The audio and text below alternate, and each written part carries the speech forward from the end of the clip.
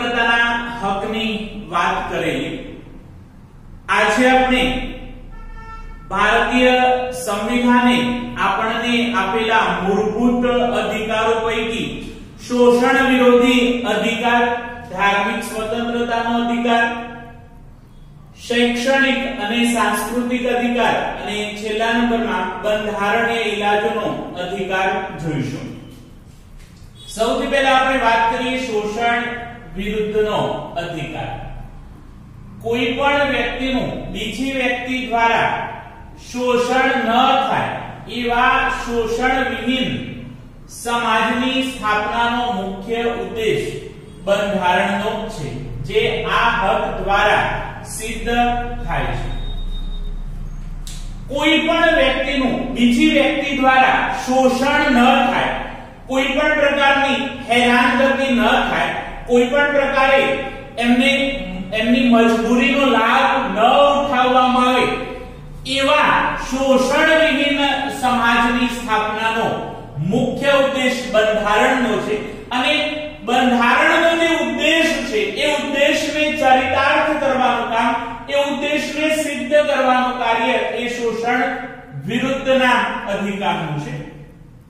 મનુષ્યનો વેપાર, વેઠ પ્રથા, દાસત્વ અને બળજબરીથી કરાવવામાં આવતી કોઈ પણ મજૂરી પ્રતિબંધિત છે.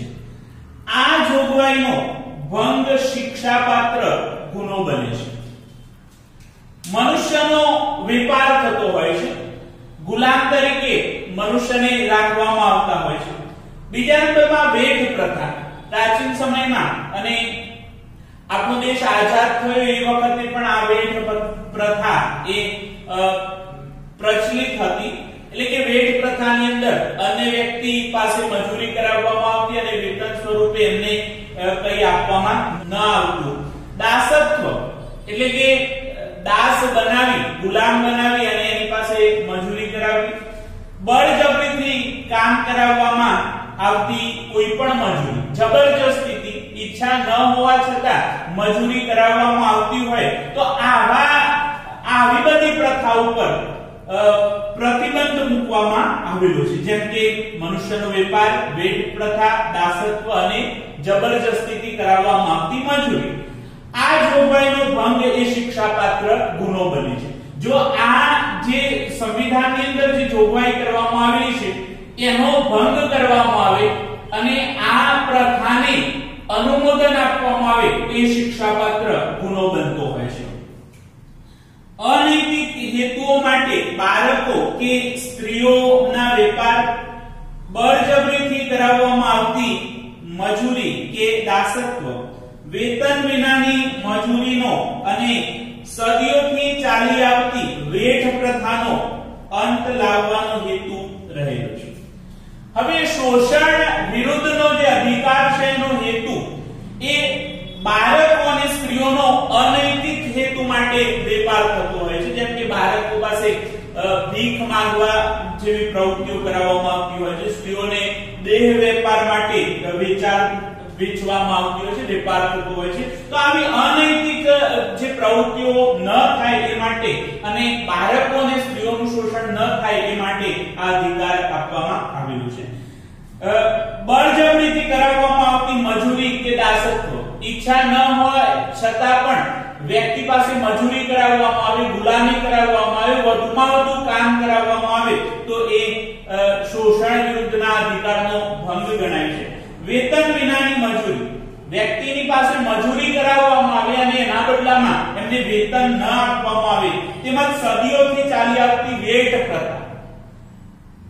સમાજના ઉચ્ચ વર્ગના જે લોકો છે નિમ્ન વર્ગ પાસે જે વેઠ કરાવતા, જે મજૂરી કરાવતા, એનો અંત લાવવા માટે આ શોષણ વિરુદ્ધ અધિકાર કે સંવિધાને આપણને આપેલો છે. કોઈ પણ વ્યક્તિ પાસે વિના વેતનથી કે લઘુત્તમ વેતન કરતા ઓછા વેતનથી બળજબરીથી કે ફરજિયાતપણે મજૂરી કે કોઈ કામ કરાવવું એ શિક્ષાપાત્ર ગુનો બને છે. કોઈ પણ વ્યક્તિ પાસે વિના વેતન એટલે કે પગાર ચૂકવ્યા વગર અથવા તો મહેનતાણું ચૂકવ્યા વગર એ મજૂરી કરાવી એ શિક્ષાપાત્ર ગુનો બને છે. બીજા નંબરમાં લઘુત્તમ વેતન કરતા કરતા ઓછું વેતન આપવામાં આવતું હોય. સરકારે જે વેતન નક્કી કર્યું હોય, જે પગાર નક્કી કર્યો હોય, તો દૈનિક મહેનતાણું નક્કી કર્યું હોય એનાથી ઓછું મહેનતાણું આપવામાં આવતું હોય. બળજબરીપૂર્વક એમને કામ કરાવવામાં આવતું હોય અથવા તો ફરજિયાતપણે મજૂરી કે કામ કરાવવું પડતું હોય તો જે કામ કરાવનાર વ્યક્તિ છે એની સામે શિક્ષાપાત્ર ગુનો બન્યો છે. એમને કડકમાં કડક શિક્ષા અને દંડ કરવામાં આવ્યો છે. 14 વર્ષથી નીચેની ઉંમરના કોઈ પણ બાળકને કોઈ કારખાનામાં, ખાણમાં કે જોખમી વ્યવસાયમાં, બાંધકામ, ગેરેજ, હોટલ, લારી ગલ્લા કે ઘર નોકર તરીકે કોઈ પણ કામમાં કામે રાખી શકાશે નહીં. 14 વર્ષથી ઓછી ઉંમરના બાળકોને કોઈ પણ પ્રકારના જોખમ ભરેલા કાર્યની અંદર અથવા તો કોઈ જગ્યાએ નોકરી રાખી શકાશે નહીં. કારણ કે બાળકો એ પોતાના બાળપણને મુક્ત રીતે માણી શકતા નથી. બાળકો ને શિક્ષણ મેળવી અને પોતાના વ્યક્તિત્વનો વિકાસ કરવાની ઉંમરે, પોતાના બાળપણને માણવાની ઉંમરે એમને મજૂરી કરવી પડતી હોય છે, જેના કારણે એમને એમના જીવન જીવવાનો જે હક છે એ છીનવાઈ જતો હોય છે. માટે કોઈ કારખાનાની અંદર બાળકો પાસે કામ ન કરાવી શકાય, કોઈ ખનીજના ખોદકામ માટે એટલે કે કોઈ ખાણની અંદર કામ ન કરાવી શકાય, કોઈ જોખમી વ્યવસાય જેમ કે ઈંટ પકવવાનો જે ઉદ્યોગ છે અથવા ફટાકડા બનાવવાના જે કારખાનાઓ છે એવા જોખમી વ્યવસાયની અંદર બાળકો પાસે કામ કરાવી શકાય નહીં. કોઈ બાંધકામની અંદર મોટી મોટી બિલ્ડિંગ્સ બની રહી હોય એ બિલ્ડિંગની અંદર એમને બાંધકામ સમયે કામે રાખી ન શકાય, ગેરેજની અંદર ન રાખી શકાય, હોટલની અંદર, લારી ગલ્લા અથવા તો ઘર નોકર તરીકે બાળકોને કામ ઉપર રાખી શકાશે નહીં. બાળ મજૂરી નાબૂદી કાનૂન હેઠળ એ શિક્ષાપાત્ર ગુનો જાહેર કરાયો છે. એટલે કે ઉપરોક્ત સ્તરોએ કામ કરાવવું, ઉપરોક્ત ક્ષેત્રમાં બાળકો પાસે કામ કરાવવું એ શિક્ષાપાત્ર ગુનો બને છે. બાળ મજૂરી નાબૂદી કાનૂન હેઠળ એવા માલિકોને સજા ફટકારવામાં આવતી હોય છે. એ માલિકને જેલની સજા અને 1 લાખ રૂપિયા સુધીનો દંડ થઈ શકે છે. એટલે બાળકો પાસે કોઈ પણ પ્રકારનું કામ કરાવવું અથવા નોકરી રાખવા એ શિક્ષાપાત્ર ગુનો બનતો હોય છે. આપણા માટે સૌથી શરમજનક બાબત એ છે કે વિશ્વમાં સૌથી વધુ બાળ મજૂરી મજૂરો એ આપણા દેશની અંદર જોવા મળે છે. ભારતની અંદર 4 કરોડ બાળકો એવા છે કે જે સ્લેટ લૂછવાની ઉંમરમાં હોટલની અંદર પ્લેટો લૂછી રહ્યા છે અથવા કોઈ જોખમ ભરેલા કાર્યો કરી રહ્યા છે. એટલે બાળ મજૂરી એ આપણા માટે એક કલંક છે, આપણા દેશ માટે એક શરમજનક બાબત છે. જો કે રાજ્યને જાહેર હેતુઓ માટે લશ્કરી સેવાઓ કે રાષ્ટ્રીય ફરજો, સમાજ સેવાના કોઈ ક્ષેત્રમાં ધર્મ, જાતિ, જ્ઞાતિ, લિંગ કે વર્ગના ભેદભાવ રાખ્યા વિના ફરજિયાતપણે વ્યક્તિ પાસે સેવા લેવાનો અધિકાર છે. આ સેવા વેતન વિના કે સવેતન હોઈ શકે છે. ઘણીવાર જાહેર હેતુઓ માટે અમુક વ્યક્તિઓને ફરજિયાત કામ કરવા માટેની અથવા નોકરી કરવાની ફરજ પાડવામાં આવે છે. જેમ કે લશ્કરી સેવાની અંદર જે લોકો પોતાની ફરજ બજાવી રહ્યા છે એમને ઈચ્છા ન હોવા છતાં પોતાની જવાબદારી નિભાવવી પડતી હોય છે. જેમ કે યુદ્ધના સમયે યુદ્ધ કરવા માટે એમને ફરજિયાત જવું પડતું હોય છે.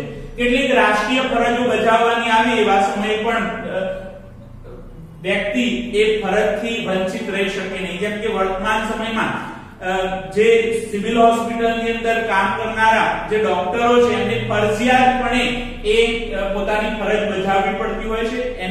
એમાં એ ફરજની અંદર એ ના પાડી શકે નહીં. સમાજ સેવાના કોઈ પણ ક્ષેત્રમાં કોઈ સમાજ સેવાના કોઈ ક્ષેત્ર હોય તો એની અંદર કોઈ પણ પ્રકારના ધર્મ, જાતિ, જ્ઞાતિ, લિંગ અથવા તો વર્ગના ભેદભાવ રાખ્યા વિના ફરજિયાતપણે વ્યક્તિ પાસે સેવા લેવડાવવાનો અધિકાર એ રાજ્યને રહેલો છે. આ સેવા એ વેતન સાથે પણ હોઈ શકે છે અથવા વેતન વિના પણ હોઈ શકે છે. પરંતુ જ્યારે જાહેર હિતનો પ્રશ્ન આવે ત્યારે સરકારની પાસે એ અધિકાર છે કે એ તમારી પાસે કામ લેવડાવી શકે છે અથવા કામ લઈ શકે છે। ત્યાર પછી આપણે જોઈશું ધાર્મિક સ્વતંત્રતાનો હક। ભારતના કોઈ પણ નાગરિકને તેના અંતઃકરણ અનુસાર પોતાને મનપસંદ ધર્મમાં માનવાનો, તેનું પાલન કરવાનો અને તેનો પ્રચાર પ્રસાર કરવાનો સમાન અધિકાર બંધારણે ઘડ્યો છે। ભારતની અંદર વસવાટ કરનારા કોઈ પણ નાગરિકને અંતઃકરણ પ્રમાણે એટલે કે મન, બુદ્ધિ, ચિત્ત અને અહંકારની અંતઃકરણ કહેવામાં આવે છે। તો આ અંતઃકરણ અનુસાર પોતાને મનપસંદ ધર્મમાં માનવાનો, પોતાના ધર્મનું પાલન કરવાનું અને પોતાના ધર્મનો પ્રચાર અને પ્રસાર કરવાની સ્વતંત્રતા એ સંવિધાને આપેલી છે। એટલે કે ભારતની અંદર વસવાટ કરનાર જે વ્યક્તિને જે ધર્મ પાળવો હોય તે ધર્મ પાળવાની સ્વતંત્રતા આપવામાં આવી છે। નાસ્તિક રહેવું હોય તો નાસ્તિક રહેવા માટેની સ્વતંત્રતા પણ આપણા સંવિધાનની અંદર આપેલી છે। પરંતુ જબરદસ્તીથી ધર્મ પરિવર્તન કરાવવું એ બંધારણની દ્રષ્ટિએ ગુનો કહેવાય છે। એટલે કે કોઈનો જબરદસ્તીથી ધર્મ પરિવર્તન કરાવી શકાય નહીં। આ સ્વતંત્રતા જાહેર વ્યવસ્થા, નીતિમત્તા અને સ્વાસ્થ્યને બાદ ન આવે તે રીતે વ્યાજબી નિયંત્રણોને આધીન રહીને ધાર્મિક સ્વતંત્રતાનો અધિકાર ભોગવવાનો છે। ધાર્મિક ક્રિયાકાંડ, પ્રાર્થના કે પૂજા કરવાની સ્વતંત્રતાનો સમાવેશ આમાં થાય છે। આપણને ધાર્મિક સ્વતંત્રતાનો હક આપવામાં આવેલો છે, પરંતુ જ્યારે જાહેર વ્યવસ્થાનો પ્રશ્ન ઉભો થતો હોય, કોઈ નીતિમત્તાનો પ્રશ્ન હોય અથવા તો સ્વાસ્થ્યને લગતો પ્રશ્ન હોય તો એવા સમયે વ્યાજબી નિયંત્રણોને આધીન એ ધાર્મિક સ્વતંત્રતાનો અધિકાર ભોગવવાનો રહેશે। જેમ કે વર્તમાન સમયની અંદર કોરોના મહામારીના કારણે ઘણા મંદિરો, મસ્જિદો, ગુરુદ્વાર અથવા ચર્ચ બંધ રાખવામાં આવેલા, તો એવા સમયે તમે ધાર્મિક સ્વતંત્રતાનો હક એ વ્યક્તિ અથવા તો સરકારની સામે રજૂ કરી શકો નહીં, કારણ કે વ્યક્તિના સ્વાસ્થ્યનો પ્રશ્ન આવે ત્યારે સરકાર અમુક નિયંત્રણો મૂકી શકે છે ધાર્મિક સ્વતંત્રતાના અધિકાર ઉપર। ધાર્મિક સ્વતંત્રતાના અધિકારની અંદર ક્રિયાકર્મ કાંડનો સમાવેશ થાય છે। પ્રાર્થના અથવા પૂજા કરવાની સ્વતંત્રતા એ સંવિધાને આપણને આપેલી છે। ભારતમાં રાજ્યને પોતાનો કોઈ ધર્મ નથી કે ભારતનું રાજ્ય કોઈ ધર્મ કે સંપ્રદાયના સિદ્ધાંતો કે માન્યતાઓના આધારે ચાલતું નથી। ભારત દેશનો કોઈ ધર્મ નથી, એટલે કે આપણે બિન સંપ્રદાયિકતાની વિચારસરણીને વરેલા છે, ધર્મ નિરપેક્ષતાને વરેલા છે। એટલે ભારતનું રાજ્ય એ કોઈ ધર્મ અથવા તો સંપ્રદાય અથવા કોઈ સિદ્ધાંતો અથવા માન્યતાઓના આધારે ચાલતું નથી। ધર્મના આધારે આપણું જે સંવિધાન છે તટસ્થ છે, કોઈ એક વિશેષ ધર્મને આપણે પ્રાધાન્ય આપ્યું નથી, કોઈ માન્યતા આપી નથી। રાજ્ય કોઈ પણ સમુદાયની ધાર્મિક બાબતોમાં અને ધાર્મિક માન્યતાઓમાં દખલગીરી કરી શકે નહીં। ધાર્મિક સ્વતંત્રતાના અનુસંધાનમાં રાજ્ય કોઈ ધાર્મિક સમુદાયની બાબતમાં રસ લઈ શકશે નહીં અથવા ધાર્મિક માન્યતાઓની અંદર દખલગીરી કરી શકશે નહીં, કારણ કે સંવિધાને એ ધાર્મિક સ્વતંત્રતાનો અધિકાર આપણને આપેલો છે। ધાર્મિક અને સખાવતી હેતુ માટે સંસ્થાઓ સ્થાપવાનો અને તેનું સંચાલન તેમજ વહીવટ કરવાની સ્વતંત્રતા પણ ધાર્મિક સમૂહોને આપવામાં આવી છે। ધર્મના વ્યવસ્થાપન માટે સંસ્થાઓ સ્થાપવાનો અને એનું સંચાલન કરવાનો, એનો વહીવટ કરવાનો અધિકાર એ ધાર્મિક સમૂહોને આપવામાં આવેલો છે। ધર્મનું વ્યવસ્થાપન કરવા માટે, ધર્મનું સંચાલન કરવા માટે ધાર્મિક સંસ્થાઓને એ મિલકત રાખવાનો અધિકાર આપવામાં આવેલો છે, એનું સંચાલન કરવાનો, એનો વહીવટ કરવાનો અધિકાર પણ એ ધાર્મિક સમૂહને આપવામાં આવેલો છે। કોઈ પણ રાજ્ય જાહેર કરવેરા દ્વારા ઉભા કરાયેલા જાહેર ફંડનો ઉપયોગ કોઈ ખાસ ધર્મ કે સંપ્રદાયના લાભ કે અભિવૃદ્ધિ માટે કરી શકશે નહીં। રાજ્ય જે જાહેર કરવેરા અથવા તો જે ટેક્સ પ્રજા ચૂકવે છે એ ટેક્સનો ઉપયોગ એટલે કે જાહેર ફંડનો જે ઉપયોગ છે એ કોઈ ખાસ ધર્મ વ્યક્તિઓના લાભ માટે ઉપયોગ કરી શકશે નહીં. એટલે કે જે આપણને ટેક્સ પ્રાપ્ત થયેલો છે એ ટેક્સનો ઉપયોગ એ વ્યક્તિગત અથવા ધાર્મિક લાભ માટે ઉપયોગ કરી શકાશે નહીં. સરકારી ગ્રાન્ટમાંથી ચલાવાતી કોઈ પણ શૈક્ષણિક સંસ્થામાં ધાર્મિક શિક્ષણ આપી શકાશે નહીં. ધાર્મિક શિક્ષણમાં ભાગ લેવાની ફરજ પાડી શકાશે નહીં. સરકારી સહાયથી અથવા સરકારી ગ્રાન્ટથી ચાલતી કોઈ પણ સંસ્થાની અંદર એ ધાર્મિક શિક્ષણ આપી શકાશે નહીં, કારણ કે એ શૈક્ષણિક સંસ્થાની અંદર દરેક ધર્મના લોકો એ અભ્યાસ કરવા માટે આવતા હોય છે. એટલે કે સરકારી સહાયથી કોઈ પણ સંસ્થા ધાર્મિક શિક્ષણ આપી શકશે નહીં. અને ધાર્મિક શિક્ષણમાં ભાગ લેવાની ફરજ પણ પાડી શકાશે નહીં. વ્યક્તિને ધાર્મિક શિક્ષણ લેવા માટે કોઈ જબરજસ્તી કરી શકાશે નહીં અથવા તો ફરજ પાડી શકાશે નહીં. 5મા નંબરનો મહત્વનો અધિકાર છે સાંસ્કૃતિક અને શૈક્ષણિક હક. ભારતમાં વિવિધ ધર્મો, ભાષા અને સંસ્કૃતિઓ ધરાવતા લોકો રહે છે. ભારતની અંદર અલગ અલગ ધર્મ પાળનારા લોકો વસવાટ કરે છે.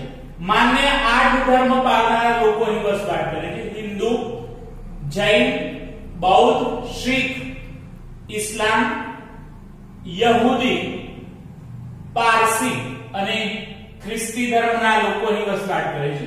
સંવિધાને 22 ભાષાઓને માન્યતા આપી છે અને ભાષા ઉપરાંત અહીં 1600 થી વધુ બોલીઓ બોલાય છે.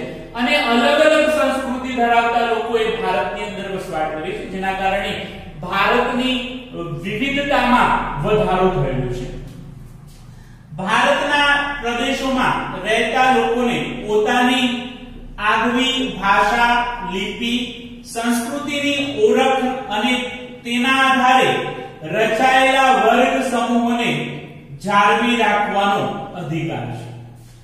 ભારતના જુદા જુદા પ્રદેશની અંદર રહેતા લોકોની પોતાની આગવી કહી શકાય એવી ભાષા હોય, પોતાની આગવી લિપિ હોય, પોતાની આગવી સંસ્કૃતિ હોય, પોતાની આગવી પરંપરાઓ અને રીતિ રિવાજો હોય, તો એ ભાષા, લિપિ, સંસ્કૃતિ, રીતિ રિવાજ અને પરંપરાઓને જાળવી રાખવાનો અધિકાર રહેલો છે. એટલે જે વર્ગની અંદર, જે વર્ગ સમૂહની અંદર એ વસવાટ કરે છે, એ વર્ગના મૂલ્યો અને સંસ્કારોને જાળવી રાખવાનો અધિકાર આપણને સંવિધાને આપેલો છે.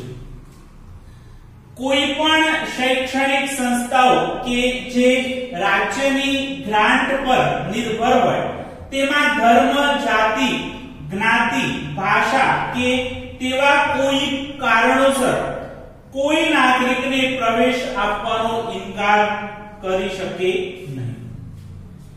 શૈક્ષણિક સંસ્થાઓની આપણે વાત કરીએ તો કોઈ પણ શૈક્ષણિક સંસ્થા જે રાજ્યની ગ્રાન્ટ લેતી હોય અથવા રાજ્યની સહાય ઉપર નિર્ભર હોય, એવી શૈક્ષણિક સંસ્થાઓ કોઈ પણ બાળકને ધર્મ, જાતિ, જ્ઞાતિ, ભાષા અથવા એવા કોઈ પણ પ્રકારના ભેદભાવના આધારે પ્રવેશથી વંચિત રાખી શકે નહીં. જો કોઈ ઉમેદવાર ચૂંટણીમાં ધર્મ, જાતિ કે ભાષાના ધોરણે મત આપવાની અપીલ કરે તો તે લોક પ્રતિનિધિત્વ ધારાની 123 ની પેટા કલમ 3 હેઠળ ગેરરીતિ ગણાય છે. ચૂંટણીની અંદર એવો એક નિયમ છે કે ધર્મ, ભાષા અથવા તો જાતિના નામે વોટ માંગી શકાય નહીં.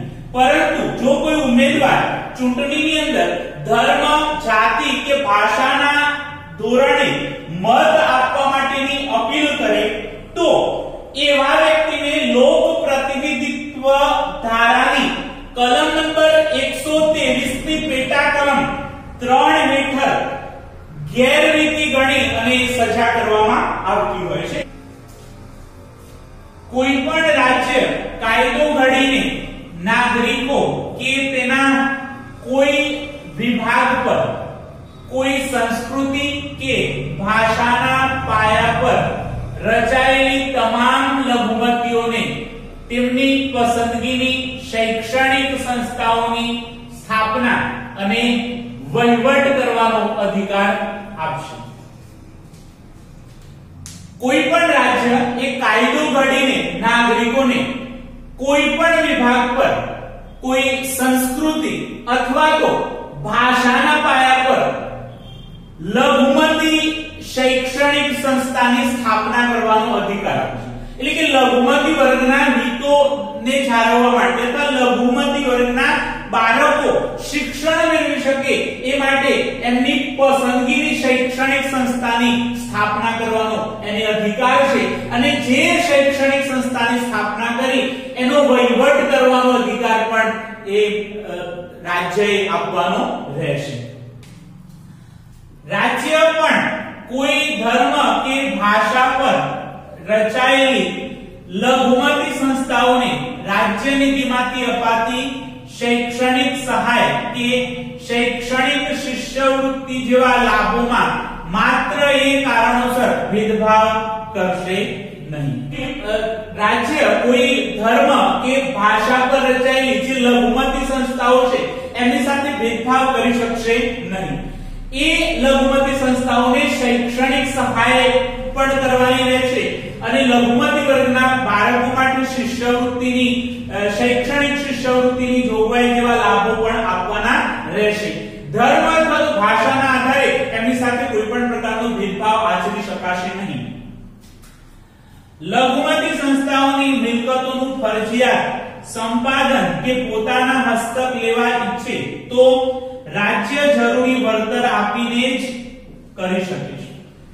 હવે લઘુમતી સંસ્થાઓને સરકાર પોતાના હસ્તક કરવા ઈચ્છતી હોય અથવા તો પોતાના હસ્તક સંપાદિત કરવા ઈચ્છતી હોય તો એવા સમયે લઘુમતી સંસ્થાઓને એ સંસ્થાનું જરૂરી વળતર ચૂકવીને જ એ પોતાના હસ્તક કરી શકે છે. એ સિવાય એ લઘુમતી સંસ્થાઓને પોતાના હસ્તક કરી શકાય નહીં. તો આપણે ભારતના મૂળભૂત અધિકારોની વાત કરી જે આપણને આપણા સંવિધાન દ્વારા આપવામાં આવેલા છે. ફરીથી આપણે પુનરાવર્તન કરીએ. શોષણ વિરુદ્ધનો અધિકાર. કોઈ પણ વ્યક્તિનું બીજી વ્યક્તિ દ્વારા શોષણ ન થાય એવા શોષણ વિહીન સમાજની સ્થાપનાનો મુખ્ય ઉદ્દેશ એ બંધારણની અંદર છે. આ હક દ્વારા આ સિદ્ધાંત ચરિતાર્થ થાય છે, આ ઉદ્દેશ ચરિતાર્થ થાય છે. મનુષ્યનો વેપાર, વેટ પ્રથા, દાસત્વ અને બળજબરીથી કરાવવામાં આવતું કોઈ પણ મજૂરી એ પ્રતિબંધિત છે અને આ જોગવાઈનો ભંગ એ શિક્ષાપાત્ર ગુનો બને છે. અનૈતિક હેતુઓ માટે બાળકો કે સ્ત્રીઓનો વેપાર, બળજબરીથી કરાવવામાં આવતી મજૂરી કે દાસત્વ, વેતન વિનાની મજૂરી અને સદીઓથી ચાલી આવતી વેટ પ્રથાનો અંત લાવવા માટે આ અધિકાર આપવામાં આવેલો છે. કોઈ પણ વ્યક્તિ પાસે વિના વેતનથી કે લઘુત્તમ વેતન કરતા ઓછું વેતન આપીને બળજબરીથી કે ફરજિયાતપણે મજૂરીનું કામ કરાવવું એ શિક્ષાપાત્ર ગુનો બને છે. 14 વર્ષથી ઓછી ઉંમરના કોઈ પણ બાળકને કોઈ કારખાનાની અંદર, કોઈ ખાણની અંદર, જોખમી વ્યવસાયમાં, બાંધકામની અંદર, ગેરેજમાં, હોટલ, લારી ગલ્લા કે ઘર નોકર તરીકે કામમાં કામે રાખી શકાશે નહીં. બાળ મજૂરી નાબૂદી કાનૂન હેઠળ આ ગુનો એ શિક્ષાપાત્ર જાહેર કરાયો છે. રાજ્યને જાહેર હેતુઓ માટે લશ્કરી સેવા, રાષ્ટ્રીય ફરજો, સમાજ સેવાના કોઈ ક્ષેત્રમાં ધર્મ, જાતિ, જ્ઞાતિ, લિંગ કે વર્ગના ભેદભાવ રાખ્યા વિના ફરજિયાતપણે વ્યક્તિ પાસે સેવા લેવાનો અધિકાર છે. આ સેવા વેતન વિના પણ હોઈ શકે અથવા સવેતન પણ હોઈ શકે છે. ધાર્મિક સ્વતંત્રતાના અધિકારની આપણે વાત કરેલી કે ભારતના કોઈ પણ નાગરિકને તેના અંતઃકરણ મુજબ પોતાના મનપસંદ ધર્મમાં માનવાનો, એનું પાલન કરવાનો અને એનો પ્રચાર પ્રસાર કરવાનો અધિકાર એ સંવિધાનની અંદર આપવામાં આવેલો છે. આ સ્વતંત્રતા જાહેર વ્યવસ્થા, નીતિમત્તા અને સ્વાસ્થ્યને બાદ ન આવે એ રીતે કેટલાક વ્યાજબી નિયંત્રણને આધીન આ ધાર્મિક સ્વતંત્રતાનો હક આપણે ભોગવવાનો રહેશે. ક્રિયા કર્મકાંડ પ્રાર્થના કે પૂજા કરવાની સ્વતંત્રતાનો સમાવેશ આમાં થાય છે. રાજ્યનો પોતાનો કોઈ ધર્મ નથી. રાજ્ય ધર્મ અથવા સંપ્રદાયના જે સિદ્ધાંતો અથવા માન્યતાઓ છે એ માન્યતાઓમાં માનતું નથી અને આપણો દેશ એ કોઈ ધર્મ કે સંપ્રદાયના સિદ્ધાંતો કે માન્યતાઓના આધારે ચાલતો નથી. રાજ્ય કોઈ પણ સમુદાયની ધાર્મિક બાબતોમાં અથવા ધાર્મિક માન્યતાઓમાં દખલગીરી કરી શકે નહીં. ધાર્મિક અને સખાવતી હેતુ માટે સંસ્થાઓ સ્થાપવાનું, એનું સંચાલન કરવાનું અને વહીવટ કરવાની સ્વતંત્રતા પણ ધાર્મિક સમૂહોને આપવામાં આવેલી છે. કોઈ પણ રાજ્ય જાહેર કરવેરા દ્વારા ઉભા કરાયેલા જાહેર ફંડનો જે ઉપયોગ છે એ ધર્મ અથવા સંપ્રદાયના લાભ અથવા અભિવૃદ્ધિ માટે કરી શકશે નહીં. સરકારી ગ્રાન્ટથી ચાલતી કોઈ પણ શૈક્ષણિક સંસ્થા એ ધાર્મિક શિક્ષણ આપી શકે નહીં. ધાર્મિક શિક્ષણમાં ભાગ લેવાની ફરજ પણ પાડી શકે નહીં. સાંસ્કૃતિક અને શૈક્ષણિક હક ભારતમાં વિવિધ ધર્મ, ભાષા અને સંસ્કૃતિઓ ધરાવતા લોકો વસવાટ કરે છે. ભારતના પ્રદેશોમાં રહેતા લોકોને પોતાની આગવી ભાષા, લિપિ, સંસ્કૃતિની ઓળખ અને તેના આધારે રચાયેલા વર્ગ સમૂહને જાળવી રાખવાનો અધિકાર રહેલો છે. કોઈ પણ શૈક્ષણિક સંસ્થાઓ કે જે રાજ્યની ગ્રાન્ટ પર નિર્ભર હોય તેમાં ધર્મ, જાતિ, જ્ઞાતિ, ભાષા કે તેવા કોઈ કારણોસર કોઈ નાગરિકને પ્રવેશ આપવાનો ઇનકાર કરી શકાશે નહીં. જો કોઈ ઉમેદવાર ચૂંટણીમાં ધર્મ, જાતિ કે ભાષાના ધોરણે મત આપવાની અપીલ કરે તો તેને લોક પ્રતિનિધિત્વ ધારાની કલમ નંબર 123 ની પેટા કલમ 3 હેઠળ ગેરરીતિ ગણી અને સજા કરવામાં આવે છે. કોઈ પણ રાજ્ય કાયદા ઘડીને નાગરિકો કે તેના કોઈ વિભાગ પર કોઈ સંસ્કૃતિ કે ભાષાના પાયા પર રચાયેલી તમામ લઘુમતી સંસ્થાઓને તેમની પસંદગીની શૈક્ષણિક સંસ્થાઓની સ્થાપના અને વહીવટ કરવાનો અધિકાર આપશે. અને એની સાથે સાથે રાજ્ય કોઈ ધર્મ અથવા તો ભાષા પર રચાયેલી લઘુમતી સંસ્થાઓને રાજ્ય ભંડોળમાંથી અપાતી શૈક્ષણિક સહાય કે શૈક્ષણિક શિષ્યવૃત્તિ જેવા લાભોમાં ધર્મ અથવા તો ભાષાના આધારે એમની સાથે ભેદભાવ કરી અને લાભોથી વંચિત રાખી શકશે નહીં. લઘુમતી સંસ્થાઓની મિલકતનું ફરજિયાત સંપાદન કરવું હોય અથવા તો સરકારે પોતાના હસ્તક લેવી હોય તો એવા સમયે રાજ્ય જરૂરી વળતર એ લઘુમતી સંસ્થાઓને આપીને પોતાના હસ્તક કરી શકશે. વળતર આપ્યા સિવાય એ પોતાના હસ્તક કરી